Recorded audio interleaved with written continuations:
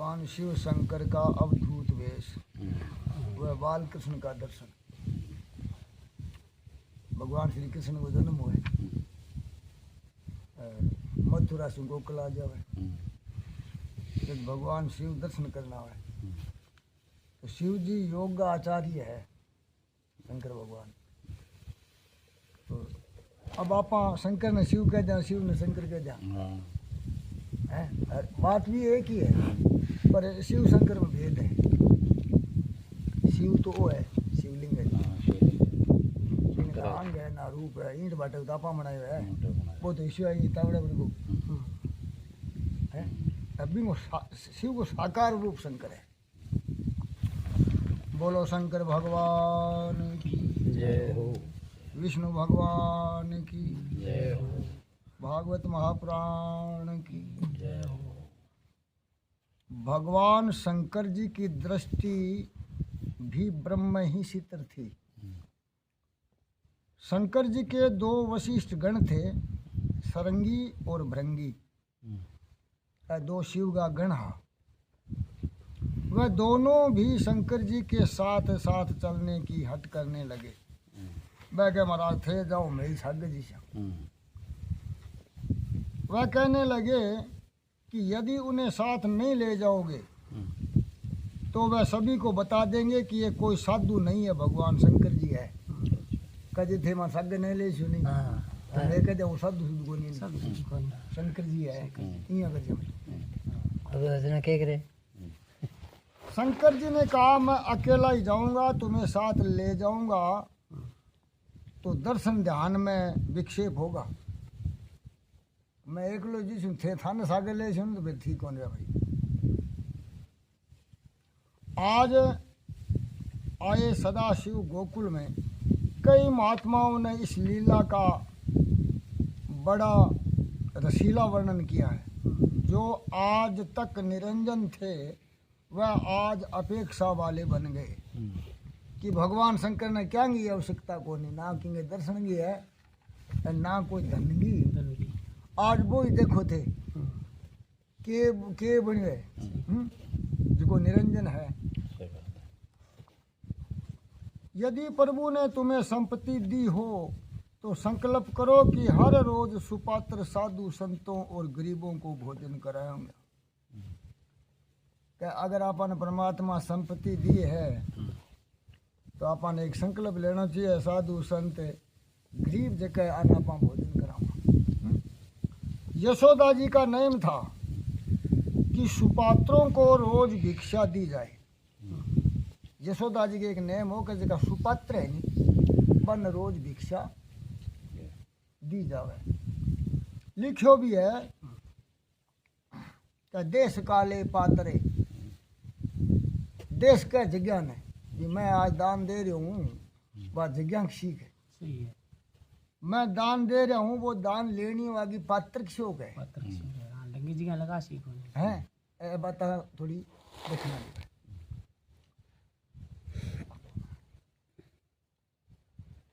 शिव जी का आगमन हुआ, लोग कहने लगे कि ये साधु तो शिव जी सा लगता है। अपी लग गया अगले ही लोग देखे बट वो है तो साधु, पर ध्यान ये लगे शिव जी आ गया। शिव जी अपने तेज को आखिर कब तक छुपा सकते हैं। अब वो खट्टा ही छुपाओ, फिर बात तो भजी की प्रकट हुई। शिव जी के पास दासी आई और कहने लगी महाराज यशोदा जी ने ये भिक्षा भेजी है। लो महाराज, यशोदा जी है कि घर की मालकिन है, बा भिक्षा दिए लो थे, आप इसे स्वीकार करें और लला को आशीर्वाद दे। यशोदा जी पुत्र है, बिन आशीर्वाद दो महाराज। शिव जी ने कहा मैं भिक्षा नहीं लूंगा, मुझे किसी भी वस्तु की अपेक्षा नहीं है, मुझे बाल कृष्ण का दर्शन करना है। कह मैं भिक्षा लेने को नहीं, मैं तो लछोरे देखना है। दासी ने यशोदा को समाचार पहुंचाया कि साधु महाराज और कुछ लेना नहीं चाहते, वह तो केवल लला का दर्शन करने के लिए इतनी दूर तक आए, वह तो आपने कन्हैया देखने खातर है। संत की परीक्षा वेशभूषा या जाति पांति से नहीं, उसकी आंखें और मनोवृत्ति से की जाती है। अच्छा।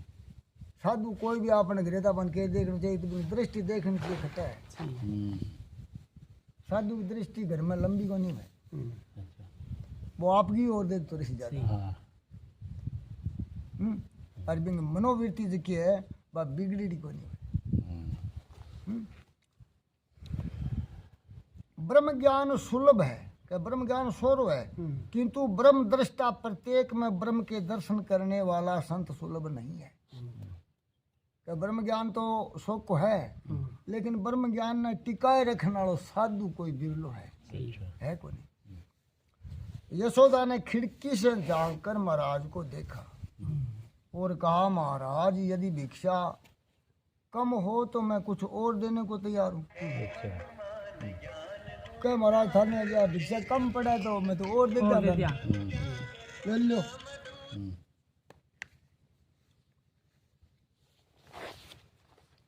किंतु मैं लला को बाहर नहीं लाऊंगी। मेरे छोरे ने बाहर को ले आओ। तुम्हारे गले में सर्प है जिसे देखकर मेरा लला डर जाएगा। शिव जी ने कहा, माता तेरा कन्हैया तो काल का काल है, वो डरना तो है। ब्रह्म का ब्रह्म है, वह न तो किसी से डर सकता है और न उसे किसी की कुदृष्टि लग सकती है। नजरी को नहीं वही है,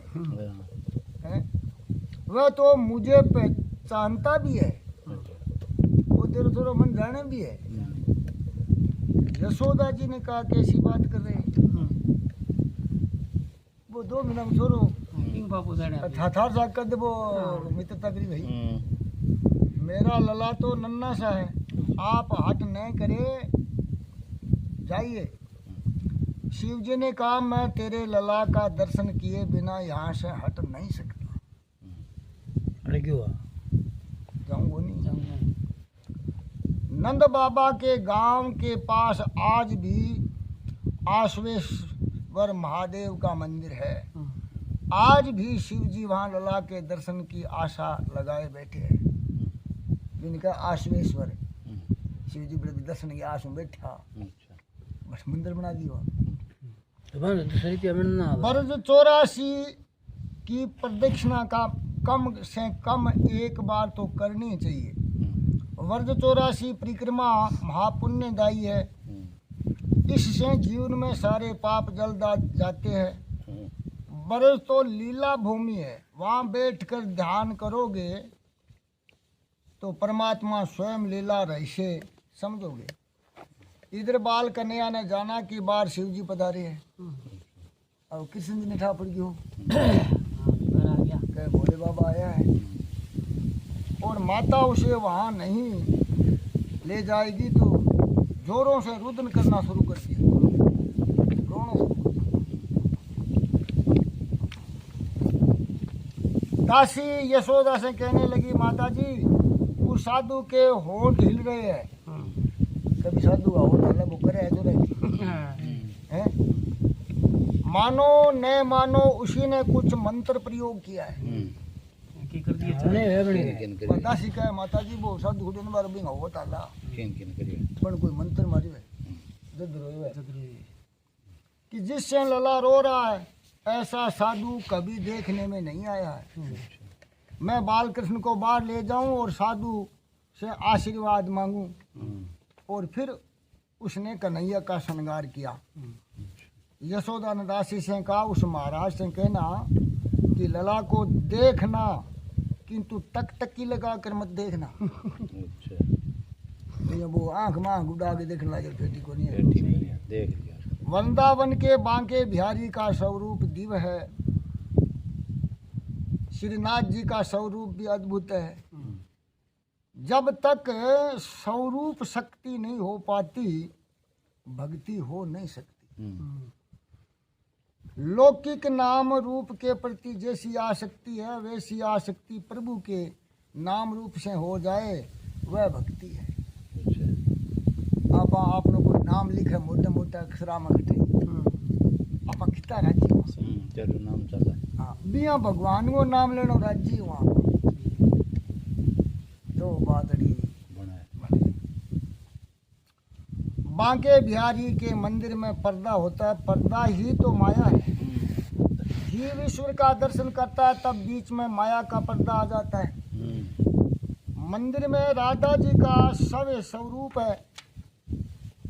बांके बिहारी 2 मिनट राधा को और फिर जगत को दर्शन देते हैं। 4 आंखें मिलने पर ही दर्शन में आनंद आता है। कन्हैया हंसता, इस साधु ने जादू किया है। महाराज की नज़र में जादू है, ये साधारण साधु नहीं है। अच्छा। दासी लला को शिव जी के पास लाई। शिव जी ने दर्शन करके प्रणाम किया। दर्शन करके आनंद तो हुआ किंतु तृप्ति नहीं हो पाई। दर्शन करके आनंद तो आए हो हाँ बन। पर धापियों को मुझे कन्हैया से मिलना है। आनंद अद्वैत में है, द्वैत में नहीं है। मुझे अपने प्रभु से मिलना है, श्री कृष्ण के साथ एक होना है। जब तक ईश्वर से जीव थोड़ा सा भी दूर होगा उसके लिए भय बना रहेगा। है? अब थे ट्रैक्टर चलाओ वो स्टीयरिंग था कि नहीं। अब थारे हाथ के बीच में स्टीयरिंग के बीच में बाघ जीती जे छेती रह जाए तो वो मुड़ जाएगा ट्रैक्टर। ट्रैक्टर यदि मुड़ो थे स्टीयरिंग के साथ जुड़ोगा। समझ में आ गई नहीं। शिव जी ने सोचा कि यदि बाल कन्हैया मेरी गोद में आ जाए तो बड़ा आनंद हो जाए। शिव जी कहने लगे तुम इस बालक के भविष्य के बारे में पूछती हो कि मैं आगे बात जानूं बता दूं इन जीवन में क्या उसी लुगा ऐसी बात गाल कच्ची हुए ये मेरी गोदी में बेटी नहीं थी सारी जन्म कुंडली बढ़ दूँ। यदि उसे मेरी गोद में दे दिया जाए तो मैं उसके हाथ की रेखा अच्छी तरह से देख लूं। शिव जी के मैं रेखा जानकार हूँ। वो देख लियो। यशोदा जी ने बाल कृष्ण को शिव जी के गोद में रख दिया। लो महाराज बताओ। शिव जी समाधि में डूब गए। बातें अद्वैत में नहीं हो पाती, द्वैत में ही होती रहती है। जब हरि और हर एक हो गए वहाँ कौन क्या बोलेगा।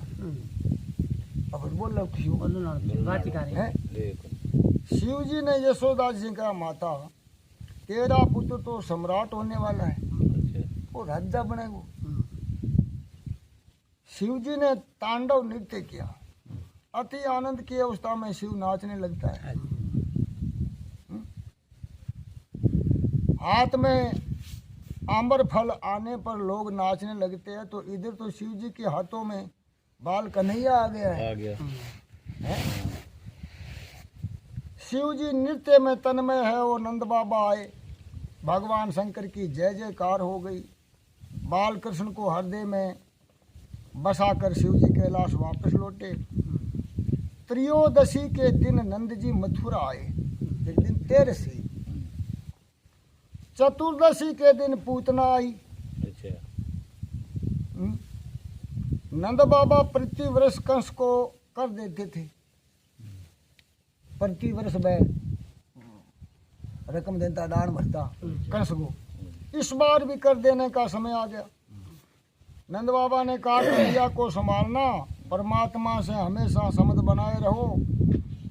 सभी के रक्षक की रक्षा तो कन्हैया करेंगे किंतु उन्हें हृदय में बिठाने के बाद हमेशा सावधान रहना कि कहीं लौकिक भोग की ऐसना मन में न घुस जाए और कोई ऐसना मन में आई नहीं कि हृदय से भगवान भाग निकलते हैं।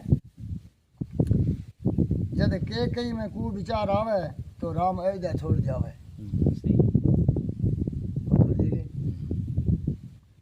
कन्हैया यदि हमेशा के लिए हृदय गोकुल में बस जाए तो बेड़ा पार हो जाए। हृदय गोकुल में श्री कृष्ण का आगमन होने के बाद नंद वो अर्थ है जीव और बार भटकना नहीं चाहिए। नंद बाबा कंस को कर देने के लिए मथुरा आए। वह कंस की राजसभा में आए और उन्होंने कंस को कर श्रवण थाल तथा पंचरत्न भेंट किए और समाचार भी दिया कि उनकी इस ढलती आयु के उनके घर पुत्र का जन्म हुआ है। अच्छा कि महाराज मेरे घरे छोरो हुआ है। अच्छा कंस क्या जाने कि वह कन्हैया ही उसका काल है। अब कंस ने बैठा वही नंद के घरे वही तेरो काल है। उसको तो आश्चर्य आनंद हुआ। उसने सोचा कि इस भेंट के प्रमाण के अनुसार उस बच्चे को आशीर्वाद भी तो देना पड़ेगा। उसने बालक को आशीर्वाद भेजा कि बड़ा होकर वह राजा बने, उसकी जय जयकार हो, उसके शत्रुओं का शीघ्र विनाश हो। कंस ने आशीर्वाद दियो। अब कंस ने क्या था तो कंस ने अनजाने ही श्री कृष्ण की जय जयकार की अच्छा और आशीष दी। शत्रु भी जिसे आशीर्वाद दे और वंदन करे वह तो ईश्वर ही होगा।